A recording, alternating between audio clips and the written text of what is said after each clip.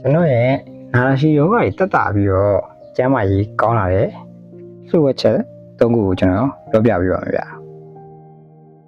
အရင်ဆုံးအနေနဲ့ကျွန်တော်ဒါတွေက online ကနေရှာ AI ကနေထုတ်ထားတာမျိုးမဟုတ်ပါဘူး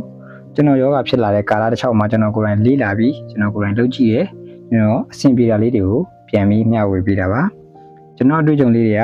မိတ်ဆွေတို့ရဲ့ကျမ်းမာရေးမိတ်ဆွေတို့ရဲ့ခန္ဓာကိုယ်မှာတစ်ခုခုလေးအဆင်ပြေပြီးကျမ်းမာရေးကောင်းကျိုးလေးတွေရသွားမယ်ဆိုကျွန်တော်ကျေနပ်ပါပြီဗျ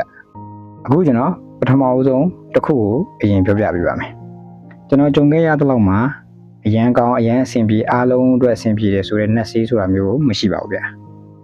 ကျမ်းမာရေးတဲ့ကောင်းတဲ့ lifestyle နေထိုင်စားသောက်မှုပုံစံအလေးကျင့်ကောင်းလေးတွေအဲ့ဒါအားလုံးပေါင်းဆက်ပြီးတော့မှကျွန်တော်တို့သိလာတဲ့ကျမ်းမာရေးကောင်းကျိုးဖြစ်လာတာပေါ့နော်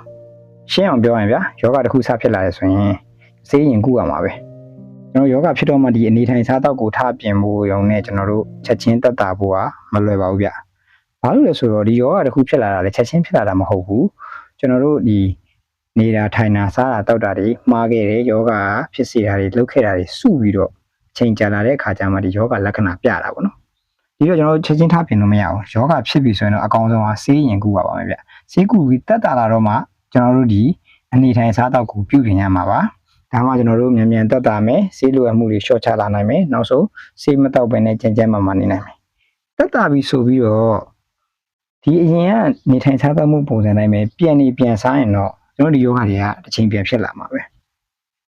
ဘာလို့ဆိုတော့ကျွန်တော်ဒီနေထိုင်စားသောက်မှုပုံစံကြောင့်သာဒီယောဂတွေဖြစ်လာခဲ့တာလေအဲ့တော့ကျွန်တော်တို့ဆေးကုပြီးသွားရင်တော့ကျန်းမာရေးနဲ့ညီညွတ်တဲ့နေထိုင်စားသောက်မှုပုံစံ lifestyle လေးတိုင်းဆက်သွားမယ်ဆိုရင်ကျွန်တော်တို့ယောဂတွေပိုတက်တာလာစေမယ်ကျွန်တော်လည်းဒီလိုပဲတက်တာခဲ့တာပါအရင်ဆုံးဆေးကုပြီးတက်တာလာပြီဆိုတဲ့အချိန်မှာကျွန်တော်ဒီ lifestyle နေထိုင်စားသောက်မှုပုံစံကိုပြောင်းခဲ့တာပါဘယ်လိုပြောင်းခဲ့လဲဘယ်လိုနေထိုင်စားသောက်ခဲ့ရဆိုတော့ကျွန်တော်အရှိမအများကြီးတင်ပြပေးပါတယ်ဒီတော့ကျွန်တော်ပထမဆုံးအချက်အနေနဲ့ကျန်းမာရေးအတွက်ကောင်းတဲ့အလေးကျင့်လေးတွေကိုနေထိုင်စားသောက်တွေ lifestyle ကိုသေးလေးတွေဆိုပြီးအထင်မသေးဘဲနဲ့လုပ်ကြည့်ပါအဲ့ဒီသေးလေးတွေစုပေါင်းပြီးကျွန်တော်တို့ကြီးမားတဲ့ကျန်းမာရေးယူကျေးဇူးရလာမှာပါဗျနောက်ထပ်လိုအပ်ချက်တစ်ခုကိုကျွန်တော်နောက်ဗီဒီယိုတွေမှာထပ်ပြောပြပေးပါမယ်ဗျအားလုံးကျန်းမာကြပါစေ